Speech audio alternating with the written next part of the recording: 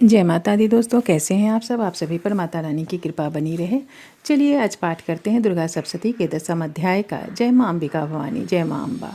शुंभवध ध्यान। मैं मस्तक पर अर्धचंद्र धारण करने वाली सिंह शक्ति स्वरूपा भगवती कामेश्वरी का हृदय में चिंतन करती हूँ। वे तपाए हुए स्वर्ण के समान सुंदर है। सूर्य, चंद्रमा और अग्नि यही तीन उनके नेत्र हैं तथा वे अपने मनोहर हाथों में धनुष, बाण, अंकुश, पास और शूल धारण किए हुए हैं।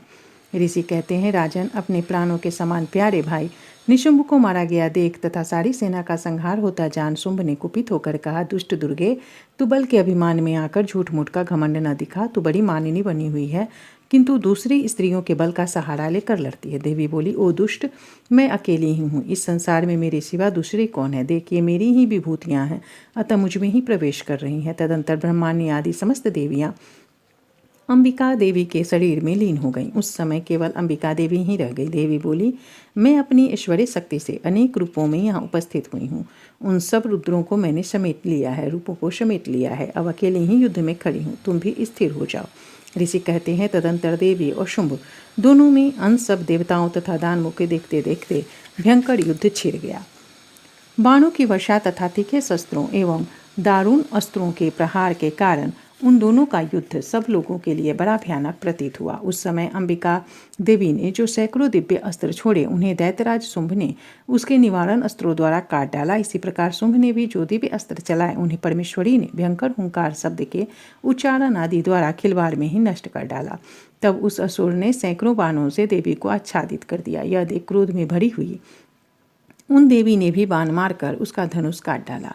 धनुष कट जाने पर फिर दैत्यराज ने शक्ति हाथ में ली, किंतु देवी ने चक्र से उसके हाथ की शक्ति को भी काट गिराया। तत्पश्चात दैत्यों के स्वामी शुंभ ने 100 चांद वाली चमकती हुई ढाल और तलवार हाथ में ले उस समय देवी पर धावा किया।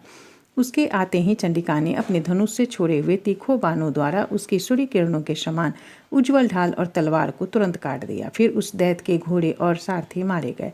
धनुष तो पहले ही कट चुका था, अब उसके अंबिका को मारने के लिए उद्यत हो भयंकर मुदगर हाथ में लिया। उसे आते देख देवी ने अपना तीक्ष्ण बाणों से उसका मुदगर भी काट डाला। तिस पर भी वह असुर मुक्का तानकर बड़े वेग से देवी की ओर झपटा। उस दैत्यराज ने देवी की छाती में मुक्का मारा। तब उन देवी ने भी उसकी छाती में एक चाटा जड़ दिया। देवी का थप्पड़ खाकर दैत्यराज शुंभ पृथ्वी पर गिर पड़ा, किंतु पुनः सहसा पूर्ववत उठकर खड़ा हो गया। फिर वह उछला और देवी के ऊपर ले जाकर आकाश में खड़ा हो गया। तब चंडिका आकाश में भी बिना किसी आधार के ही शुंभ के साथ युद्ध करने लगी। उस समय दैत्य और चंडिका का आकाश में एक दूसरे से लड़ने लगे। उनका वह युद्ध पहले सिद्ध और मुनियों को विस्मय में डालने वाला हुआ। फिर अंबिका ने शुंभ के साथ बहुत देर तक युद्ध करने के पश्चात उसे उठाकर घुमाया और पृथ्वी पर पटक दिया।